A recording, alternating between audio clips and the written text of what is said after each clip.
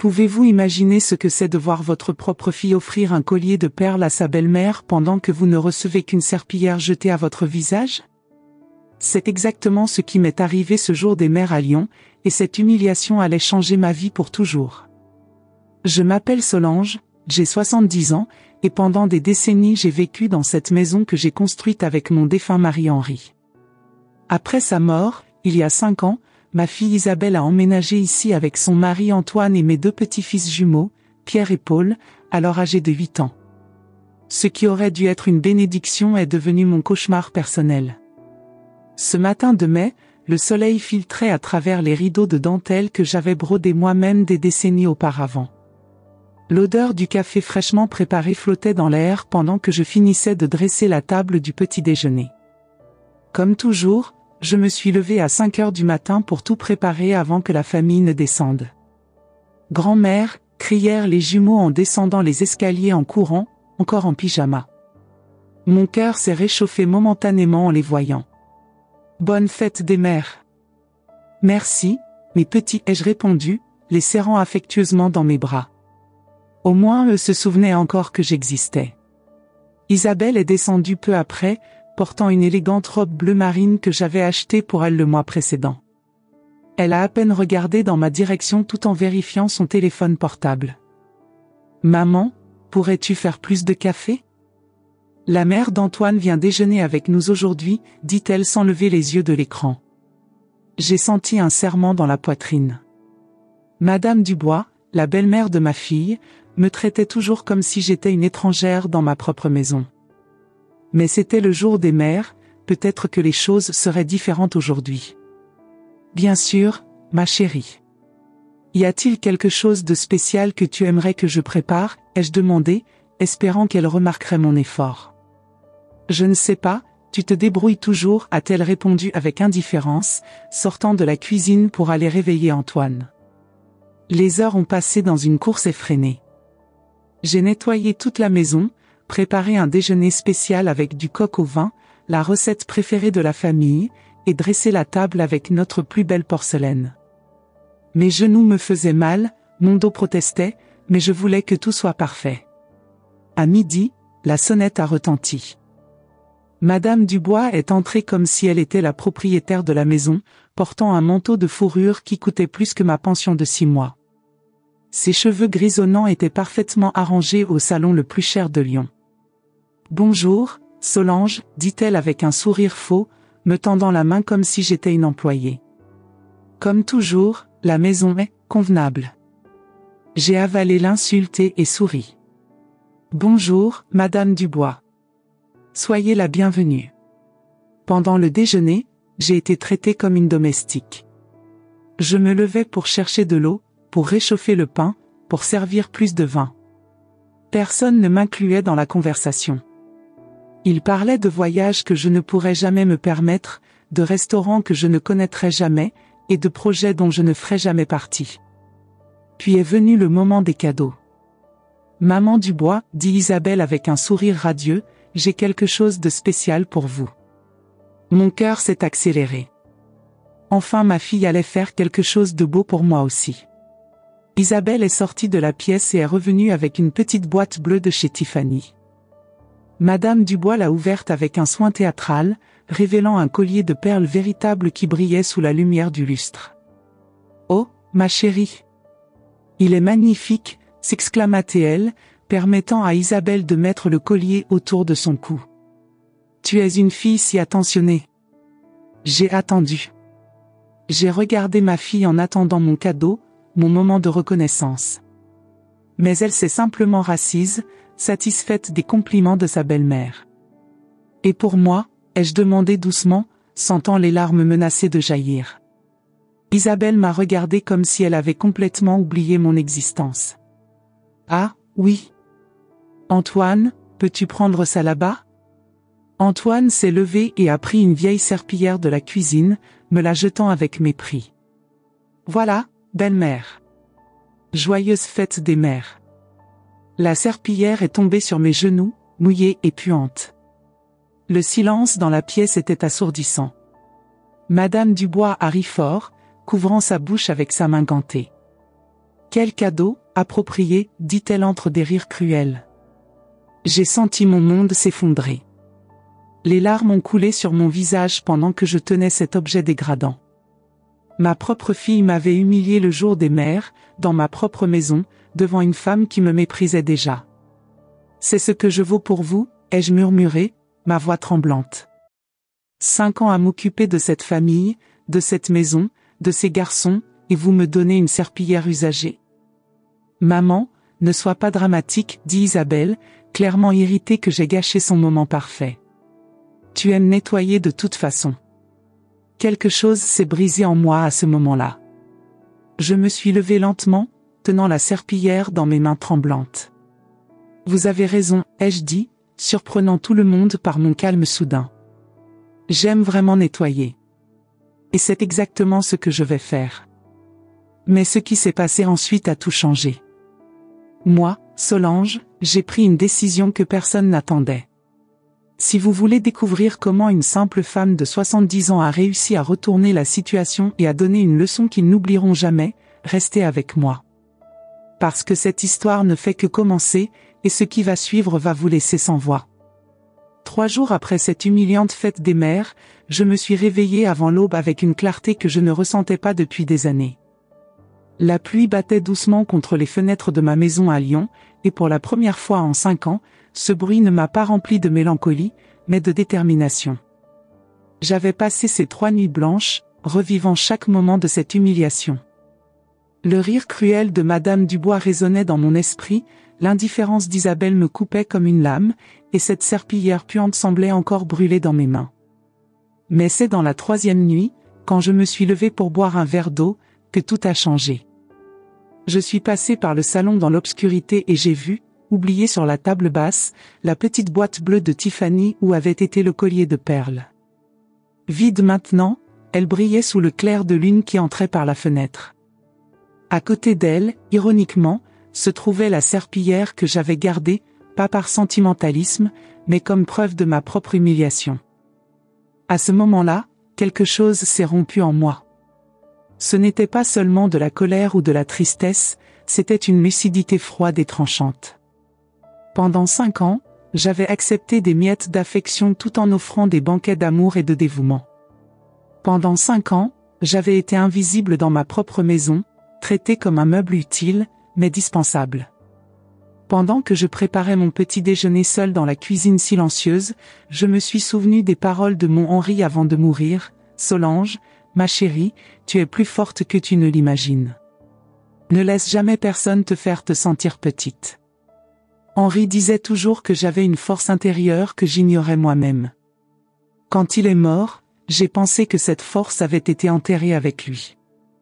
Mais ce matin-là, je l'ai senti se réveiller comme un volcan endormi. Ce matin-là, j'ai décidé d'honorer sa mémoire. Je me suis assise à la table de la cuisine avec une tasse de café fumant et une feuille de papier. J'ai commencé à faire une liste de tout ce que j'avais fait pour cette famille au cours des 5 dernières années, les repas préparés, les vêtements lavés et repassés, la maison nettoyée quotidiennement, les soins aux enfants, les nuits blanches quand ils étaient malades, les devoirs supervisés, les économies que j'avais réalisées en achetant en promotion et en utilisant des coupons. Quand j'ai terminé la liste, elle occupait 2 pages entières. J'ai calculé rapidement, en 5 ans, j'avais économisé à cette famille au moins 100 000 € en travail domestique, garde d'enfants et gestion de la maison. Et qu'ai-je reçu en retour? Une serpillière usagée le jour des mères. J'ai pris le téléphone et j'ai appelé Maître Rousseau, notre avocat de famille depuis plus de 20 ans. Il s'était occupé du testament d'Henri et connaissait tous les détails légaux de notre propriété. Bonjour, Maître Rousseau. C'est Solange Moreau. J'ai besoin de vous voir aujourd'hui, c'est urgent. Bien sûr, Madame Moreau. 14 heures, cela vous convient? Parfait. J'ai raccroché le téléphone et je suis montée dans ma chambre. Pour la première fois depuis des mois, j'ai ouvert ma garde-robe et j'ai cherché non pas des vêtements pratiques pour nettoyer la maison, mais quelque chose qui me ferait me sentir puissante. J'ai trouvé mon tailleur bleu marine de chez Chanel, un cadeau d'Henri pour mon 60e anniversaire. Il disait toujours que cet ensemble me faisait ressembler à une femme d'affaires prospère. J'ai pris un bain prolongé, j'ai coiffé mes cheveux grisonnants avec un soin particulier et je me suis maquillée pour la première fois depuis des semaines. Quand je me suis regardée dans le miroir, j'ai vu non pas une employée fatiguée, mais une femme digne qui avait oublié sa propre valeur. Quand Isabelle est descendue pour le petit déjeuner, elle m'a trouvée vêtue avec élégance, lisant le journal Le Figaro à la table de la cuisine. Je n'avais préparé que mon propre café et mes tartines. « Tu es très élégante aujourd'hui, maman. Tu vas quelque part de spécial ?» demanda-t-elle, regardant la cuisine vide avec confusion. « Où est le petit déjeuner ?» J'ai fait le mien, ai-je répondu calmement, sans lever les yeux du journal. Vous êtes des adultes capables, j'imagine que vous pouvez préparer votre propre petit déjeuner. Elle m'a regardé comme si j'avais parlé chinois. Mais, tu prépares toujours pour tout le monde ? J'ai toujours préparé. Au passé. Aujourd'hui je vais régler des affaires importantes. Des affaires qui auraient dû être réglées il y a longtemps. Quelles affaires ? Des affaires qui ne concernent que moi. Pour la première fois depuis des années, j'ai vu de l'incertitude dans les yeux d'Isabelle. Elle était habituée à ma disponibilité totale, à ma prévisibilité maternelle. Cette nouvelle version de moi la rendait clairement mal à l'aise. Antoine est descendu peu après, bâillant et s'attendant à trouver le café prêt comme toujours. Quand il n'a vu qu'Isabelle mangeant des céréales directement de la boîte, il a froncé les sourcils. « Où est le petit déjeuner ?» « Maman ne l'a pas fait aujourd'hui, » murmura Isabelle, comme si elle partageait un secret terrible. « Pourquoi ?» Ils m'ont regardé avec expectative, comme si je leur devais une explication. J'ai plié le journal calmement et je les ai fixés. Parce que j'ai décidé qu'à partir d'aujourd'hui, chacun se débrouille tout seul. Mais tu as toujours... Comment ça, Antoine ? J'ai toujours fait beaucoup de choses, l'ai-je interrompu. Elles ne me faisaient pas toutes du bien. Je suis sortie de la cuisine en les laissant avec leurs expressions confuses et je me suis dirigée vers mon petit bureau. Là, j'ai ouvert mon vieil ordinateur portable et j'ai commencé à chercher des agences immobilières à Nice. J'avais toujours rêvé de vivre près de la mer, loin du gris perpétuel de Lyon. Dans le bureau de Maître Rousseau, j'ai revu tous les documents de la propriété. La maison, le terrain de 800 mètres carrés, le compte bancaire joint qu'Henri et moi avions créé, tout était à mon nom. Henri avait été très prudent avec cela avant de mourir, insistant sur le fait que j'aurais besoin d'une sécurité totale après son départ. Madame Moreau, dit l'avocat, ajustant ses lunettes, légalement, vous avez un droit absolu sur tous ces biens. Si vous désirez faire des changements. Je veux mettre la maison en vente, ai-je dit sans hésiter. Il m'a regardé avec surprise. C'était une propriété précieuse, dans l'un des meilleurs quartiers de Lyon. Vous êtes sûr ? C'est une décision très importante. Votre famille ? Ma famille a oublié que je suis une personne, pas un objet de la maison. Je n'ai jamais été aussi sûr de quelque chose de ma vie. Maître Rousseau m'a étudié pendant un moment. Il me connaissait depuis des décennies, il m'avait vu comme l'épouse dévouée, la mère attentionnée, la grand-mère affectueuse. Mais ce jour-là, je crois qu'il a vu quelque chose de différent. Très bien. Je vais préparer les documents nécessaires. Nous avons signé les papiers pendant qu'il m'expliquait le processus. La maison serait évaluée la semaine suivante par un courtier spécialisé. La valeur estimée initiale était de 450 000 €, une somme qui me donnerait une liberté totale pour recommencer où je voudrais. A-t-il autre chose que je puisse faire pour vous, Madame Moreau ? Oui. Je veux que vous prépariez un document officiel notifiant à ma fille et à son mari qu'ils ont 60 jours pour quitter la propriété après que la vente soit finalisée. C'est nécessaire ? Malheureusement, oui. Je connais ma fille. Elle essaiera de trouver des moyens de prolonger la situation indéfiniment s'il n'y a pas de conséquences légales claires. Je suis rentrée à la maison en fin d'après-midi, me sentant plus légère que je ne l'avais été depuis des années. J'avais pris le contrôle de ma propre vie pour la première fois depuis la mort d'Henri. J'ai trouvé la famille réunie dans le salon. Madame Dubois était là encore, installé sur mon canapé favori comme si c'était sa seconde résidence. Il conversait avec animation à propos d'un nouveau restaurant qu'il voulait essayer. Solange, appela Madame Dubois avec son ton condescendant habituel, pourriez-vous nous apporter un peu de ce thé à la camomille? Et peut-être quelques biscuits? Isabelle m'a dit que vous en faites de délicieux. J'ai respiré profondément et j'ai souri. Pas un sourire soumis ou anxieux de plaire, mais un sourire calme et sûr. Bien sûr, Madame Dubois. Ce sera un plaisir. Je suis allée à la cuisine et j'ai préparé le thé dans ma plus belle porcelaine, celle qu'Henri et moi avions achetée lors de notre lune de miel à Limoges. J'ai mis des biscuits faits maison dans le plat à douceur et je suis revenue au salon en portant le plateau avec une élégance que je n'avais pas montrée depuis des années. Voici, ai-je dit, servant chacun avec un soin méticuleux. Profitez-en bien. Quand j'ai fini de servir, je ne suis pas retournée en courant à la cuisine comme je le faisais toujours. Je suis restée debout devant eux, mes mains jointes devant mon corps, attendant. Y a-t-il autre chose dont vous avez besoin, maman? Demanda Isabelle, clairement gênée par ma présence prolongée. En fait, oui. J'ai une annonce importante à faire. Qu'est-ce que c'est maintenant? Soupira Antoine, irrité que sa conversation sur les restaurants soit interrompue. J'ai mis la maison en vente aujourd'hui. Le silence qui a suivi était si absolu que je pouvais entendre le tic-tac de la vieille horloge dans le couloir. Les tasses se sont arrêtées en l'air, les conversations ont cessé, et tous m'ont regardé comme si j'avais annoncé que j'allais déménager sur Mars. Madame Dubois a été la première à réagir, lâchant un rire fort et incrédule. Quelle blague adorable, Solange. Une femme de votre âge vendant une maison de cette ampleur.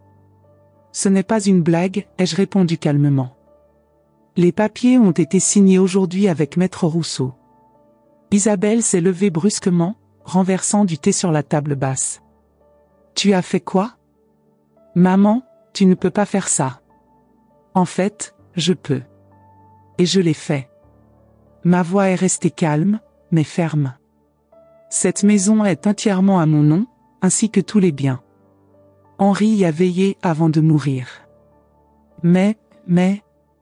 Antoine bégayait, essayant de traiter l'information. Où allons-nous habiter? Et les enfants? Et leur école? Ce n'est plus mon problème, ai-je répondu avec une tranquillité qui m'a surprise. Vous êtes des adultes capables avec des emplois stables. Je suis sûr que vous trouverez une solution. C'est de la folie, explosa Antoine, devenant rouge de colère. Tu ne peux pas simplement nous jeter à la rue. Je ne vous jette pas à la rue. Je vends ma propriété. Vous aurez suffisamment de temps pour vous organiser. Madame Dubois s'est levée, indignée, son collier de perles se balançant dramatiquement. C'est absurde. Une femme de votre âge ne peut pas simplement se promener en vendant des propriétés. Vous devez penser à la famille. À ce que les gens vont penser. Je l'ai regardé directement, sentant une force intérieure que je ne savais pas posséder encore. Vous avez raison, Madame Dubois. Je dois penser à la famille. Et c'est exactement ce que j'ai fait pendant 3 jours. J'ai fait une pause dramatique, savourant le moment. J'ai pensé à comment j'ai été traité par ma propre famille le jour des mères. J'ai pensé à comment j'ai reçu une serpillière usagée pendant que vous avez reçu des perles de chez Tiffany. J'ai pensé à 5 ans d'être traitée comme une employée domestique dans ma propre maison. Maman. Isabelle a essayé de m'interrompre, mais j'ai levé la main. Je n'ai pas fini. J'ai pensé à combien de matins je me suis réveillée à 5 heures pour préparer le petit déjeuner à des gens qui ne me saluaient même pas. J'ai pensé à combien de déjeuners dominicaux j'ai cuisiné seule pendant que vous regardiez la télévision. J'ai pensé à combien de nuits je suis restée éveillée à repasser des vêtements pour que vous ayez quelque chose de propre à porter le lendemain. Ma voix a commencé à monter, 5 ans de frustration trouvant enfin une sortie. J'ai pensé à comment vous n'avez jamais demandé si j'étais fatiguée, si j'avais besoin d'aide, si j'avais mes propres rêves. J'ai pensé à comment je suis devenue invisible dans ma propre maison, sauf quand vous aviez besoin de quelque chose. Mais nous sommes reconnaissants. Isabelle a commencé à pleurer, mais ce n'étaient pas des larmes de repentir, c'étaient des larmes de désespoir financier. Quand avez-vous été reconnaissant, ai-je défié? Quand m'avez-vous traité comme une mère et non comme une employée? Quand m'avez-vous incluse dans les décisions familiales? Quand avez-vous montré que mon opinion importait? Le silence qui a suivi était éloquent. Vous voulez que je pense à la famille, ai-je continué? Alors je vais penser. Je vais penser à créer une nouvelle famille où je serai respecté. Où je serai valorisé. Où je serai vu. Isabelle s'est approchée, essayant une approche différente. Maman, si c'est à propos du cadeau, c'était juste une blague de mauvais goût. Tu sais que nous t'aimons. Une blague, ma voix est montée d'une octave complète. Humilier votre mère le jour des mères devant une étrangère, c'est une blague? La mère d'Antoine n'est pas une étrangère. Pour moi elle l'est. Et après aujourd'hui, vous le serez aussi. La déclaration est tombée comme une bombe nucléaire. Isabelle a pâli, Antoine a commencé à jurer à voix basse, et Madame Dubois s'est levée indignée. C'est ridicule. Antoine, fais quelque chose. Tu es l'homme de cette maison. Antoine m'a regardé avec une expression que je n'avais jamais vue auparavant, une peur réelle. Que puis-je faire? La maison est à son nom. Légalement, elle peut faire ce qu'elle veut. Exactement, ai-je confirmé. Et ce que je veux, c'est me libérer d'une situation qui me rend malheureuse depuis 5 ans. Je suis montée dans ma chambre, les laissant discuter férocement dans le salon. Pour la première fois depuis des années, je me sentais vraiment libre. Il n'y avait plus besoin de plaire, de céder, de me sacrifier pour des gens qui ne valorisaient pas mes sacrifices. J'ai ouvert mon vieil ordinateur portable et j'ai continué à chercher des appartements à Nice. J'ai trouvé un bel appartement de 2 chambres avec vue sur la baie des Anges, dans un quartier tranquille près du centre. Le prix était juste, et avec l'argent de la vente de la maison, j'aurais encore une réserve confortable pour bien vivre les prochaines années. J'ai appelé l'agence immobilière et j'ai pris rendez-vous pour une visite la semaine suivante. L'employé était très sympathique et m'a expliqué tous les détails sur le déménagement dans la région. Quand je suis descendue pour le dîner, j'ai trouvé la famille réunie autour de la table à manger, notre table à manger avec des expressions sombres. Isabelle avait préparé un dîner simple, quelque chose qu'elle ne faisait pas depuis des années. Solange, dit Antoine, essayant de paraître autoritaire, nous devons parler en adulte. Tu ne peux pas simplement nous expulser de chez nous. Je me suis assise calmement en bout de table, à la place qui avait toujours été la mienne, mais qui semblait maintenant avoir un poids différent. Je ne vous expulse pas, ai-je corrigé patiemment. Je vends ma propriété. Il y a une différence légale et morale significative entre ces 2 actions. Mais tu sais que nous n'avons pas l'argent pour acheter une maison comme ça sur le coup, protesta Isabelle. Et je savais que je n'avais plus l'énergie d'être traitée comme une employée dans ma propre maison. Parfois la vie nous présente des défis que nous devons affronter. C'est de la vengeance, accusa Antoine. Non, Antoine. La vengeance serait cruelle et inutile. Ceci est de l'autopréservation. C'est de l'amour-propre. C'est une femme de 70 ans qui apprend enfin à se valoriser. Madame Dubois, qui était restée pour le dîner sans invitation, a frappé la main sur la table. C'est de la vengeance mesquine à cause d'un malentendu stupide. Je l'ai regardée avec un calme qui m'a surprise. Madame Dubois, avez-vous des enfants? Oui, bien sûr. Et comment vous sentiriez-vous si, le jour des mères, vos enfants donnaient un cadeau cher à leur belle-mère et une serpillière usagée à vous? Elle est restée silencieuse, clairement mal à l'aise. Comment vous sentiriez-vous si vous étiez traitée comme une employée dans votre propre maison? Si vous étiez ignorée dans les conversations familiales? Si vos sacrifices étaient considérés comme des obligations sans valeur? Eh bien? Exactement. Vous ne toléreriez pas un seul jour ce que j'ai toléré pendant 5 ans. Alors ne me traitez pas de mesquine pour avoir enfin eu le courage de dire « ça suffit », point. Le dîner s'est poursuivi dans un silence tendu. Pour la première fois depuis des années, je ne me suis pas levée pour servir les secondes portions ou pour nettoyer les assiettes pendant le repas. J'ai mangé calmement, savourant non seulement la nourriture, mais la liberté de ne pas être la domestique de la famille. Après le dîner, je suis montée dans ma chambre et j'ai appelé Pierre, mon petit-fils aîné, qui m'avait téléphoné plus tôt. « Grand-mère, c'est vrai que tu vas vendre notre maison ? » ?»« Oui, mon petit. Mais ce n'est pas votre maison. C'est ma maison. »« Mais où allons-nous habiter ? » ?»« Tes parents trouveront un nouvel endroit pour vous. »« Et toi ? Où vas-tu habiter ? » ?»« Je vais à Nice, près de la mer. J'ai toujours rêvé de me réveiller en entendant le bruit des vagues. » »« Mais et nous ? On ne va plus se voir ? » Mon cœur s'est serré. C'était la partie la plus difficile de toute la situation.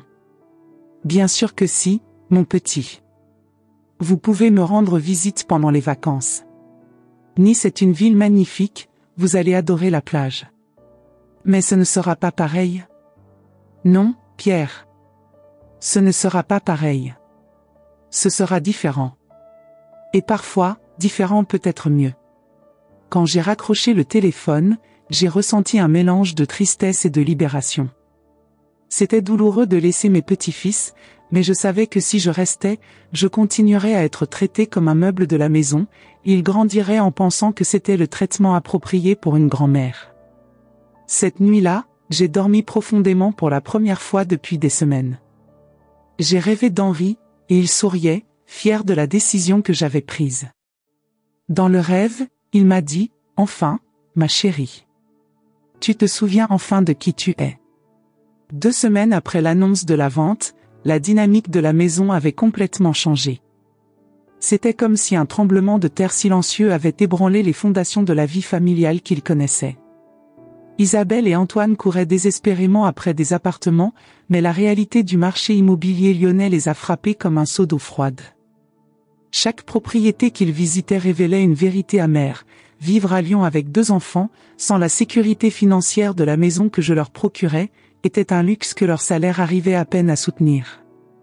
Les appartements décents coûtaient au moins 1 200 € par mois, sans compter les frais supplémentaires.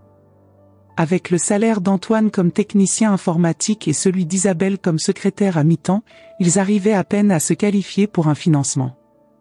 Moi, en revanche, je m'épanouissais comme une plante qui avait enfin trouvé le soleil. J'avais visité l'appartement à Nice 3 fois et j'étais tombée plus amoureuse à chaque visite. L'appartement se trouvait dans le quartier de Cimier, dans un immeuble Belle Époque avec vue panoramique sur la baie des Anges. De la terrasse, je pouvais voir les bateaux naviguer sur la mer bleue turquoise, et pour la première fois depuis des années, j'arrivais à imaginer un avenir qui m'apportait de la joie au lieu de la résignation. La vue sur la Méditerranée depuis le balcon m'a rempli d'une paix que je ne ressentais pas depuis avant la mort d'Henri. J'ai signé le contrat d'achat le même après-midi, ressentant une euphorie que je n'avais pas éprouvée depuis des décennies. Le vendeur, Monsieur Bertrand, un homme sympathique dans la cinquantaine, a commenté ma détermination. Il est rare de voir quelqu'un d'aussi décidé, Madame Moreau. La plupart des gens prennent des semaines pour prendre une telle décision. Monsieur Bertrand, ai-je répondu avec un sourire, quand vous avez 70 ans et que vous apprenez enfin la valeur de votre propre bonheur, les décisions deviennent beaucoup plus faciles. Ma maison à Lyon avait déjà 5 propositions sérieuses. L'une d'elles venait d'une jeune famille brésilienne qui avait déménagé en France. Le père était médecin cardiologue à l'hôpital Édouard Herriot, et il me rappelait Henri et moi quand nous étions jeunes et pleins de rêves. L'épouse, Carolina, avait les yeux brillants quand elle parlait de transformer mon jardin en un endroit où ses petits-enfants pourraient jouer. Madame Moreau, dit-elle en français avec un accent charmant, cette maison a tant d'amour dans les murs. Je peux sentir que ça a été un foyer très heureux. Ces paroles m'ont profondément touché. Il a été heureux pendant longtemps, ai-je répondu. Et j'espère qu'il continuera à l'être pour votre famille. Leur offre était juste, 455 000 €, et quelque chose dans leurs yeux m'a dit qu'ils prendraient soin de la maison avec le même amour qu'Henri et moi avions eu. Mais c'est un matin pluvieux de mardi que ma vie a pris un tournant que je n'aurais jamais pu prévoir. Pendant que je rangeais des cartons dans le grenier, cherchant des objets personnels à emporter à Nice, j'ai trouvé quelque chose qui a complètement changé ma perspective sur l'avenir. Caché derrière un vieux coffre qui avait appartenu à la mère d'Henri, j'ai trouvé une boîte à chaussures poussiéreuse que je n'avais jamais vue auparavant. Mon cœur s'est emballé quand je l'ai ouverte et que j'ai trouvé une pile de lettres jaunies par le temps, toutes écrites de la calligraphie familière de mon mari. Les mains tremblantes, je me suis assise sur le sol poussiéreux du grenier et j'ai ouvert la première lettre. La date montrait qu'elle avait été écrite seulement 2 mois après notre lune de miel, il y a 45 ans. Ma chère Solange, aujourd'hui je t'ai observé préparant le petit déjeuner, fredonnant cette chanson que tu aimes, et j'ai pensé, comme j'ai eu de la chance de trouver une femme qui transforme les moments simples en poésie. J'écris ces lettres pour que, même quand je ne serai plus là, tu puisses te rappeler combien tu es précieuse. Les larmes ont coulé sur mon visage pendant que je continuais à lire. Henri avait écrit une lettre pour moi presque tous les mois pendant nos 40 ans de mariage, mais ne m'en avait jamais donné aucune. C'étaient des déclarations d'amour, des observations sur ma force, des réflexions sur notre vie ensemble. Une lettre de 1995, quand Isabelle était adolescente, m'a fait rire à travers les larmes. Solange, aujourd'hui tu as géré le drame adolescent d'Isabelle avec une patience que je ne possède pas. Elle a crié qu'elle te détestait parce que tu ne l'as pas laissée aller à cette fête, mais j'ai vu comme tu as pleuré dans la salle de bain après. Tu es une meilleure mère qu'elle ne le mérite, et j'espère qu'un jour elle le comprendra. Une autre, de 2003, quand nous avons traversé des difficultés financières. Mon amour, tu as transformé les haricots et le riz en banquet avec ta créativité. Tu as fait briller notre maison même quand nous n'avions pas d'argent pour de nouveaux meubles. Tu es une alchimiste du bonheur, transformant le peu en beaucoup. Mais ce sont les dernières lettres, écrites pendant sa maladie, qui m'ont fait sangloter incontrôlablement. Solange, je sais que mes jours sont comptés, et ma plus grande préoccupation n'est pas pour moi, mais pour toi. Je connais trop bien notre fille et notre gendre. Ils sont de bonnes personnes au fond, mais gâtés par la vie facile que tu leur as toujours procurée. Je crains qu'après mon départ, ils essaient de te transformer en employé au lieu de matriarche. La lettre suivante, datée d'1 mois seulement avant sa mort, m'a coupé comme une lame. Si tu lis ceci, cela signifie que je suis partie depuis quelque temps et que tu as probablement déjà découvert que j'avais raison à propos d'Isabelle. Elle n'a pas appris à valoriser ce qu'elle a parce qu'elle a toujours tout eu facilement. Mais toi, ma chérie, tu as tout construit de tes propres mains. Tu es la fondation de cette famille. N'oublie jamais cela. L'avant-dernière lettre contenait un avertissement qui m'a glacé le sang. Solange, si un jour tu te sens manquer de respect ou dévalorisé par notre famille, n'hésite pas à faire des choix difficiles. Je ne t'ai pas éduqué pour être le paillasson de qui que ce soit, même pas de notre propre fille. Ton bonheur vaut plus que leur commodité. Mais c'est la dernière lettre qui a tout changé. Dans l'enveloppe il y avait une petite clé dorée, accompagnée d'instructions détaillées. Ma chérie, cette clé ouvre un coffre au Crédit Lyonnais de la rue de la République. Le numéro est 247. À l'intérieur tu trouveras une surprise que j'ai gardée pendant des années, attendant le bon moment. Utilise-la avec sagesse, et sache que même si je ne suis plus là, je prends encore soin de toi. Code d'accès, notre date d'anniversaire de mariage suivie du jour où nous nous sommes rencontrés. Mon cœur s'est emballé. Henri avait toujours été discret sur nos finances, s'occupant de tout avec une efficacité silencieuse. Quelle surprise avait-il pu me laisser? Et pourquoi avait-il choisi de la cacher dans un coffre au lieu de l'inclure dans le testament? Cet après-midi-là même, je me suis rendue à la banque avec les mains tremblantes et le cœur qui battait la chamade. La rue de la République était animée comme toujours, mais je remarquais à peine le mouvement autour de moi. Mon esprit était complètement concentré sur ce mystère qu'Henri m'avait laissé. L'employé de banque, Monsieur Dubois, sans lien de parenté avec l'odieuse belle-mère d'Isabelle, m'a mené à la salle des coffres après avoir vérifié ma documentation. Avec la clé dorée, j'ai tapé le code qu'Henri avait indiqué et j'ai ouvert le compartiment 247. Ce que j'ai trouvé à l'intérieur m'a laissé en état de choc. Il y avait des documents soigneusement organisés, quelques bijoux que je ne reconnaissais pas, y compris un collier de diamants qui devait valoir une fortune, et 3 enveloppes scellées. Mais ce qui m'a le plus choqué était un relevé bancaire d'un compte que j'ignorais complètement. Le solde montrait 280 000 euros. Mes jambes sont devenues faibles. Je me suis assise sur la chaise que l'employé m'a offerte, essayant de traiter cette information. Henri avait secrètement gardé une fortune pendant nos années de mariage? Les mains tremblantes, j'ai ouvert la première enveloppe. À l'intérieur il y avait une lettre explicative et plus de documents. Ma chérie, pendant toutes ces années à travailler à l'usine de produits chimiques, j'avais 2 salaires. L'officiel, que tu connaissais, et un extra que je recevais pour superviser l'équipe de nuit. Pendant 25 ans, depuis 1980 jusqu'à ma retraite, j'ai secrètement gardé chaque centime de ce salaire supplémentaire. J'ai continué à lire, incrédule. Chaque franc, chaque euro, pensons à notre avenir et à ta sécurité.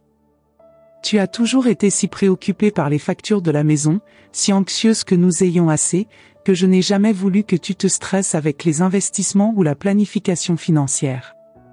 Je t'ai laissé t'occuper du quotidien pendant que je m'occupais du long terme. L'explication continuait. J'ai investi cet argent avec prudence, suivant les conseils d'un ami spécialisé en finance. J'ai acheté des actions d'entreprises solides, des obligations d'État, quelques petites propriétés que j'ai louées. Au fil des années, l'argent a grandi. Je voulais te le dire, mais tu disais toujours que tu ne comprenais pas les investissements et que tu me faisais confiance pour ces décisions. J'ai ouvert la deuxième enveloppe et j'ai trouvé des documents détaillant tous les investissements.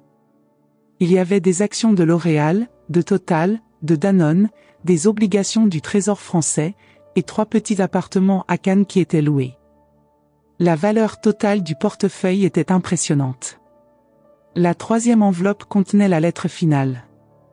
Solange, cet argent est à toi. Utilise-le pour être heureuse, pour voyager, pour vivre la vie que tu mérites. Achète de beaux vêtements, dîne dans des restaurants chers, va aux endroits dont nous avons toujours rêvé de visiter ensemble.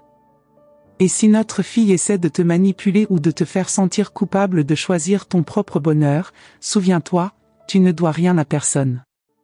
Tu as déjà donné assez d'amour et de dévouement pour plusieurs vies.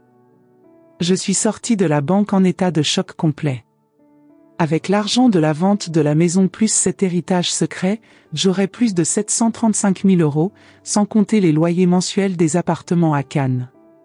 C'était assez d'argent pour vivre comme une reine pendant les prochaines années, pour réaliser tous les rêves que j'avais reportés, pour enfin expérimenter la vie que j'avais toujours admirée chez d'autres personnes. J'ai conduit de retour à la maison en pilote automatique, mon esprit tournant avec les possibilités.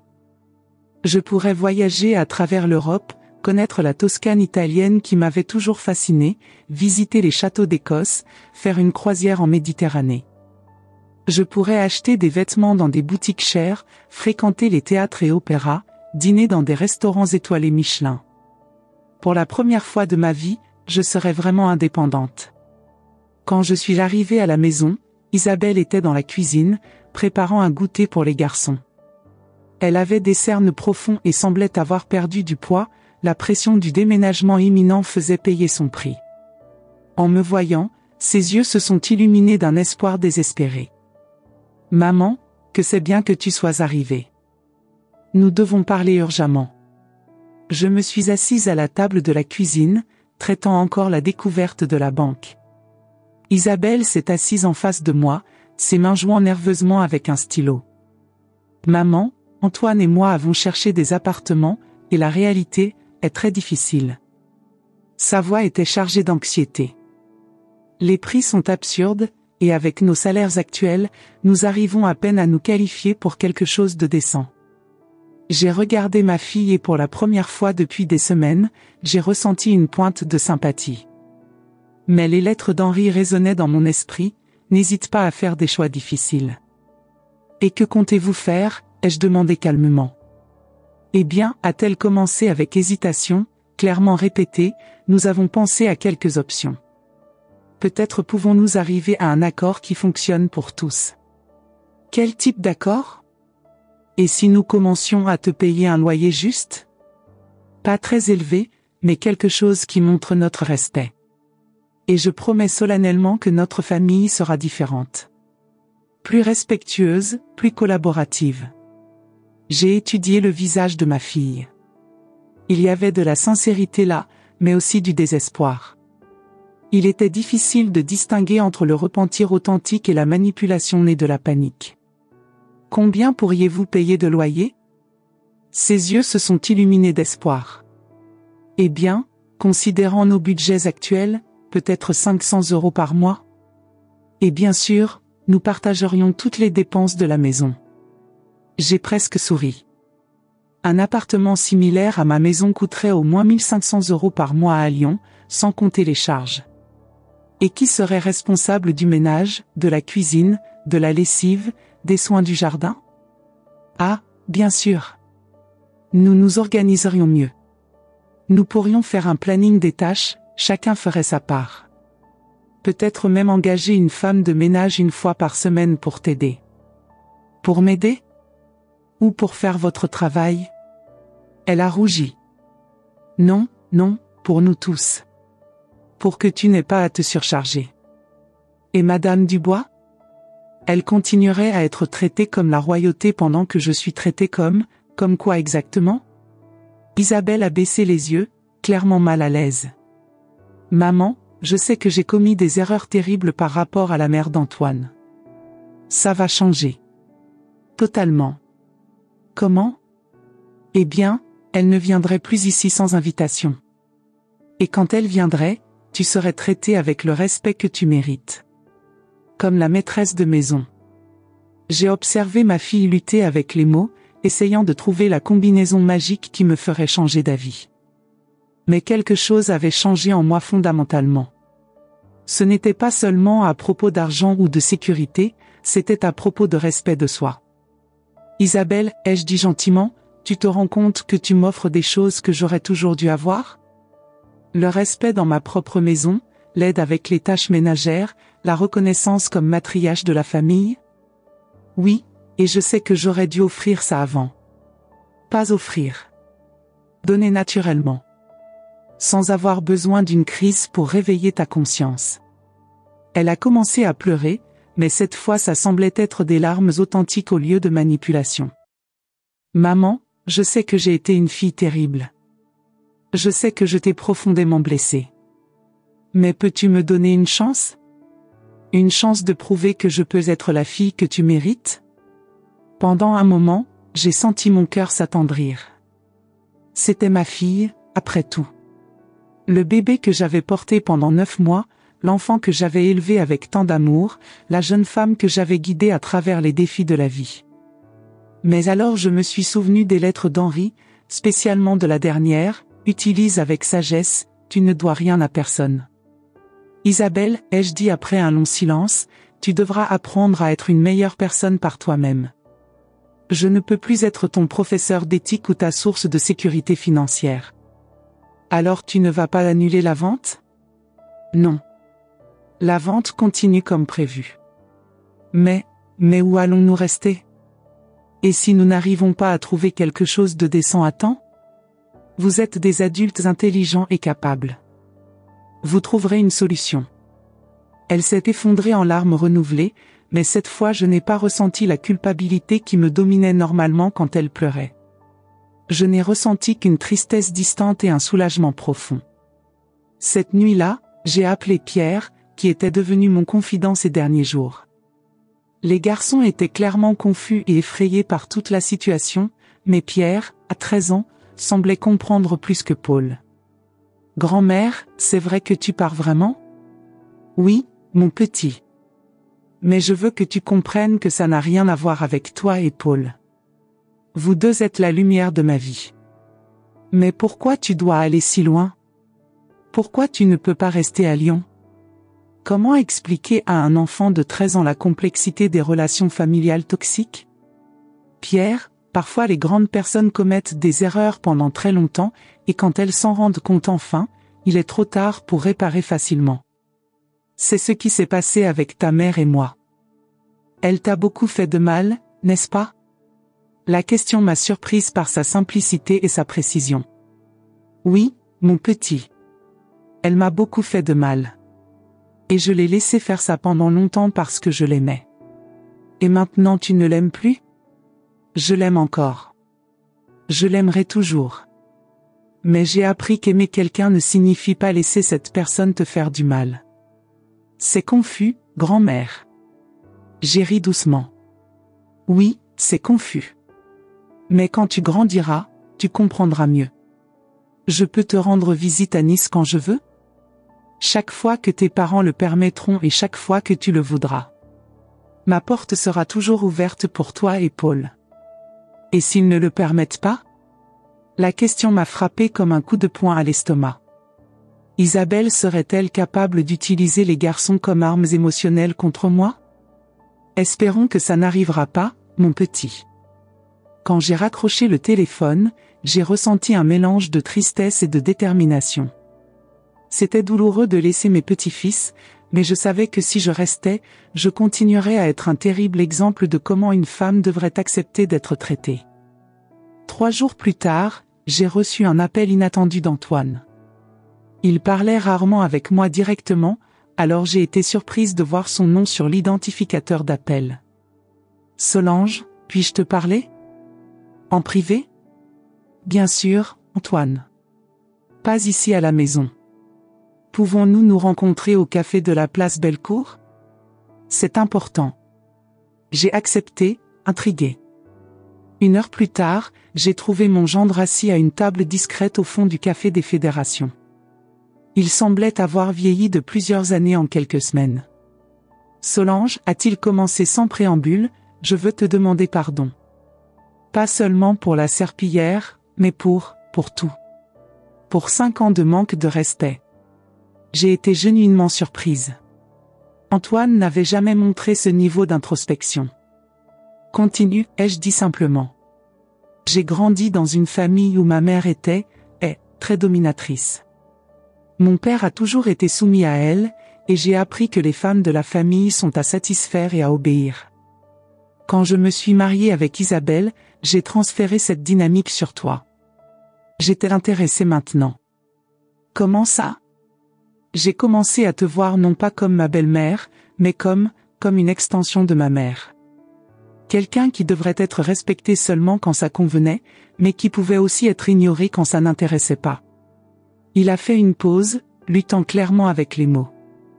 Et pire encore, j'ai commencé à influencer Isabelle dans cette direction. Tu admets que tu as influencé ma fille contre moi? Il a hoché la tête, honteux. Pas intentionnellement, mais oui. J'étais jaloux de la relation proche que vous aviez. Quand nous avons emménagé dans ta maison, je me sentais comme un intrus. Alors, graduellement, j'ai commencé à saboter cette proximité. J'ai été choquée par son honnêteté brutale. C'était ton idée de donner la serpillière? Non, c'était celle de ma mère. Mais j'aurais pu l'empêcher. J'aurais dû l'empêcher. Au lieu de ça, j'ai trouvé amusant de te voir être diminué. J'ai senti la colère monter dans ma gorge, mais aussi une étrange gratitude pour son honnêteté. Pourquoi tu me racontes ça maintenant, Antoine? Parce que ces 2 dernières semaines, en cherchant des appartements, j'ai réalisé combien nous dépendions de toi. Pas seulement de la maison, mais de ton travail, de ton organisation, de ton amour inconditionnel. Il a fait une pause. Et parce que ma propre mère m'a dit quelque chose qui m'a ouvert les yeux. Qu'est-ce qu'elle a dit? Quand je lui ai raconté que tu vendais la maison, elle a ri et a dit, bien fait. Vous avez traité cette femme comme une employée pendant des années. C'était une question de temps avant qu'elle se rebelle. Il m'a regardé dans les yeux. Même ma propre mère, qui ne te connaît pas vraiment, a compris que tu étais maltraitée. Nous sommes restés silencieuses pendant quelques minutes, chacune perdue dans ses propres pensées. Qu'est-ce que tu veux de moi, Antoine? Le pardon. Et une chance de prouver que je peux être un meilleur gendre. Et Isabelle? Elle sait que tu es ici? Non. Cette conversation n'est qu'à moi. Isabelle essaie de trouver des moyens de te convaincre de changer d'avis. Moi j'essaie de comprendre comment j'en suis arrivée à être le type d'homme qui permet que sa belle-mère soit humiliée dans sa propre maison. Son autodépréciation était si authentique qu'elle m'a ému. Antoine, j'accepte tes excuses. Mais ça ne change pas ma décision. Je le sais. Et, honnêtement, je pense que tu as raison. Peut-être que la seule façon d'apprendre à te valoriser est de te perdre. Je suis sorti de ce café avec une perspective légèrement différente sur mon gendre, mais ma résolution restait inébranlable. Certaines erreurs sont trop grandes pour être pardonnées seulement avec des mots. Certaines relations ont besoin d'être reconstruites de zéro, avec la distance et le temps. Cette nuit-là, j'ai finalisé les derniers détails de la vente de la maison. La famille brésilienne avait signé tous les papiers, et le transfert serait terminé dans 10 jours. Dans 2 semaines, je serais en train de conduire vers ma nouvelle vie à Nice, laissant derrière moi 5 ans de douleur et des décennies de souvenirs mitigés. Mais ce que je ne savais pas, c'est que ma famille avait encore une dernière carte à jouer. Le jour du déménagement est arrivé comme un matin d'automne à Lyon froid, gris et chargé d'émotions. Les meubles étaient emballés, les cartons étiquetés, et le camion de déménagement attendait à la porte. Dans 4 heures, je serais en train de conduire vers Nice, vers ma nouvelle vie. Isabelle, Antoine et les garçons sont restés dans le salon, observant les hommes charger mes affaires. Le silence était lourd, chargé de mots non dits et de regrets tardifs. Solange, dit Antoine, s'approchant de moi. Je veux m'excuser. Pour la serpillière, pour la façon dont je t'ai traité. C'était impardonnable. J'ai regardé mon gendre, un homme de 38 ans qui semblait enfin mûrir. Merci, Antoine. J'accepte tes excuses. Peux-tu nous pardonner? Je peux pardonner, ai-je répondu calmement. Mais pardonner ne signifie pas oublier, et ne signifie pas revenir sur ma décision. Isabelle s'est approchée, tenant une petite boîte emballée. Maman, j'ai acheté ça pour toi. Pour la fête des mères. Le vrai cadeau. J'ai ouvert la boîte et j'ai trouvé un collier délicat avec un pendentif en forme de cœur, où était gravé « Pour la meilleure maman du monde ». J'ai senti les larmes piquer mes yeux, mais pas de joie de tristesse profonde. Il est beau, Isabelle. Mais tu te rends compte de la cruauté de ce que tu as fait? Tu avais ce cadeau, tu savais que c'était la fête des mères, et malgré tout tu as choisi de m'humilier devant une étrangère. Je ne sais pas pourquoi j'ai fait ça, a-t-elle sangloté. J'étais nerveuse avec la mère d'Antoine là, je voulais l'impressionner. Et tu m'as sacrifié pour ça. Oui. Et je me déteste pour ça. J'ai pris le collier et je l'ai mis autour de mon cou. Je vais le porter, mais pas comme symbole de ton amour pour moi. Je vais le porter comme rappel de ne jamais plus permettre à quelqu'un de me traiter avec irrespect. Pierre et Paul se sont approchés, et mon cœur s'est serré. Ils étaient si jeunes, si innocents dans toute cette situation. Grand-mère, dit Pierre, peux-tu nous enseigner quelque chose avant de partir? Bien sûr, mon petit. Qu'est-ce que vous voulez apprendre? Comment être une bonne personne, dit Paul. Pour que quand nous grandirons, nous ne traitions jamais nos mères comme papa et maman t'ont traité. Ces paroles m'ont frappé comme un éclair. Je me suis agenouillée devant mes petits-fils, tenant leurs petites mains. Mes enfants, écoutez bien ce que grand-mère va vous dire, parce que c'est la leçon la plus importante que je puisse vous donner. J'ai respiré profondément. Respecter les parents ne signifie pas seulement obéir quand on est enfant. Cela signifie les honorer toujours, spécialement quand ils vieillissent et ont plus besoin de notre amour. Pierre a hoché la tête gravement. Comment on fait ça, grand-mère? Vous le faites en vous rappelant que vos parents ont sacrifié des années de leur vie à prendre soin de vous quand vous étiez des bébés sans défense. Ils ont changé vos couches, sont restés éveillés des nuits entières quand vous étiez malade, ont travaillé dur pour vous donner de la nourriture, des vêtements et une éducation. Quand ils vieilliront, ce sera votre tour de leur rendre cet amour. Et si nos parents commettent des erreurs, demanda Paul. Tout le monde commet des erreurs, mon petit. Mais il y a une différence entre les erreurs et la cruauté. Votre mère a commis des erreurs avec moi, mais ce qui m'a fait mal c'était la cruauté délibérée. J'ai regardé Isabelle, qui pleurait silencieusement. Malgré tout, elle continue à être ma fille, et je continuerai à l'aimer. Mais l'amour ne signifie pas accepter d'être maltraité.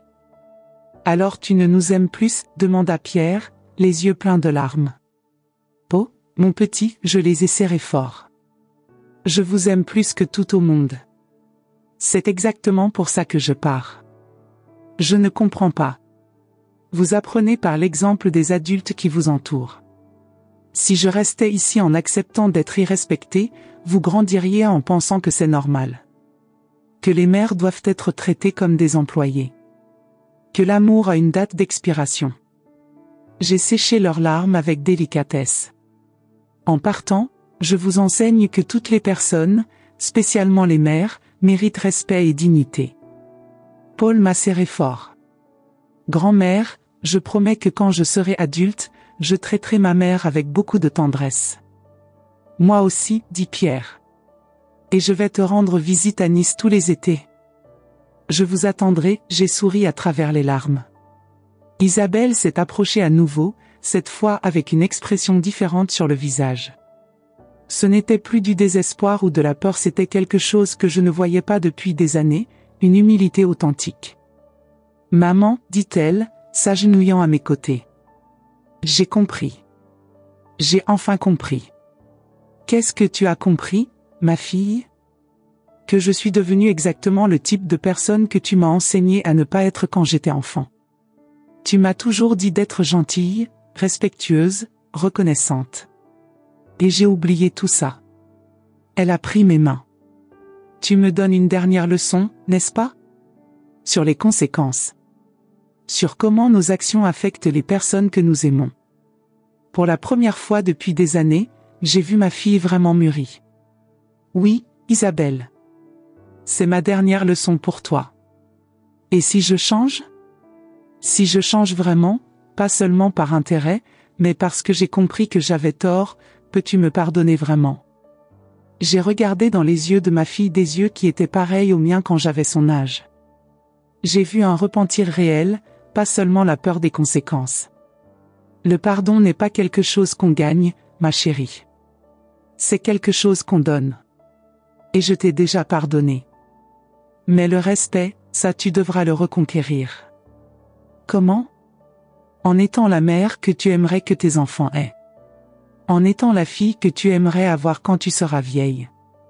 En apprenant à valoriser les personnes avant de les perdre. Antoine s'est approché, portant une des dernières boîtes. Solange, puis-je te poser une question? Bien sûr. Es-tu heureuse? Avec cette décision?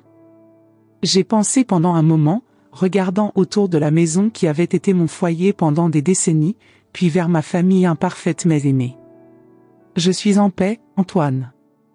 Et pour une femme de 70 ans, la paix est une forme de bonheur. Le camion était chargé. Il était temps de partir. J'ai marché jusqu'à la voiture, une petite Citroën bleue qu'Henri et moi avions achetée des années auparavant pour nos voyages dans l'intérieur de la France. Isabelle a couru derrière moi. Maman, attends. Elle haletait. J'ai une confession à faire. Je me suis arrêtée et retournée. Ce jour-là, la fête des mères, je ne voulais pas te donner la serpillière. C'était l'idée de la mère d'Antoine. Elle a dit que ce serait drôle, que tu rirais aussi. Je savais que c'était mal, mais je voulais lui faire plaisir. J'ai senti une pointe de douleur dans la poitrine. Tu as choisi de faire plaisir à une étrangère au lieu de protéger ta mère. Oui. Et c'était la pire décision de ma vie. Pourquoi tu me racontes ça maintenant?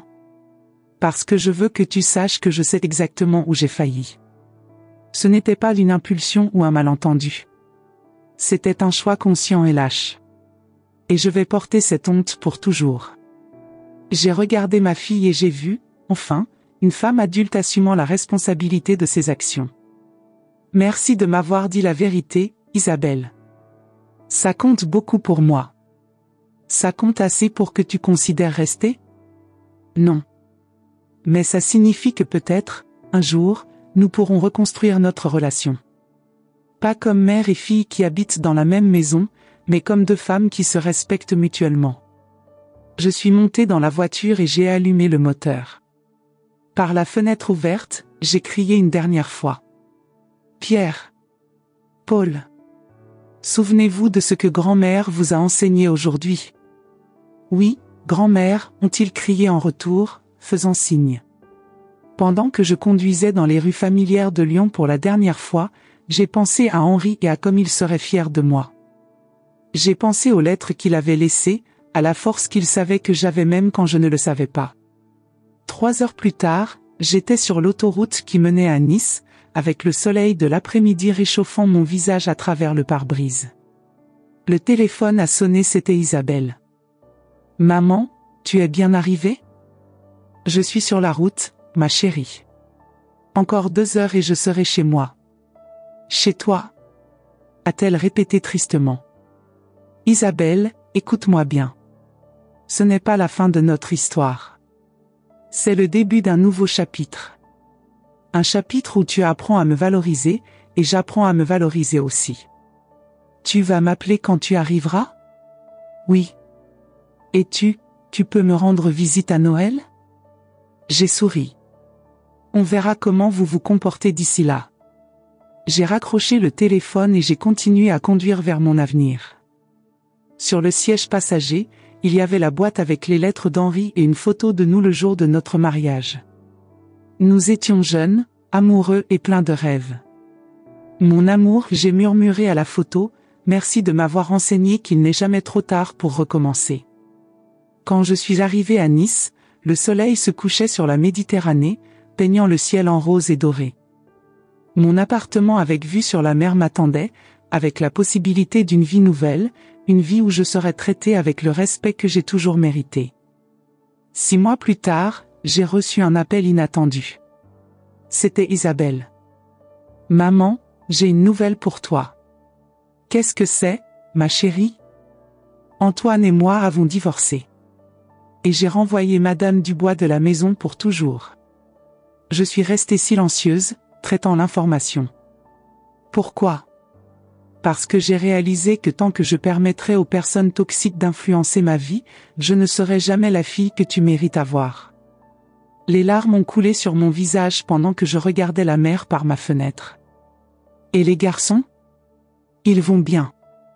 En fait, ils vont mieux. Pierre a dit quelque chose qui m'a fait me réveiller. Maman, quand grand-mère était ici, notre maison était un foyer. Maintenant c'est juste un endroit où nous dormons. Et maintenant ? Maintenant j'apprends à être vraiment mère. Et plus important, j'apprends à être vraiment fille. Maman, peux-tu m'enseigner ? J'ai regardé l'horizon doré de la Méditerranée et j'ai souri. Je peux essayer, ma chérie. Je peux essayer. Et c'est ainsi que j'ai appris, à 70 ans, que parfois nous devons nous éloigner des personnes que nous aimons pour leur enseigner à nous aimer en retour. Que le respect ne peut pas être exigé, mais peut être enseigné à travers les conséquences. Et que jamais, jamais, il n'est trop tard pour une mère d'enseigner à ses enfants la valeur d'une mère. La vie m'a enseigné qu'être mère ne signifie pas être un paillasson. Cela signifie être assez forte pour dire non quand nécessaire, assez sage pour partir quand on est irrespecté, et assez aimante pour laisser la porte ouverte pour le pardon mais jamais plus pour l'humiliation.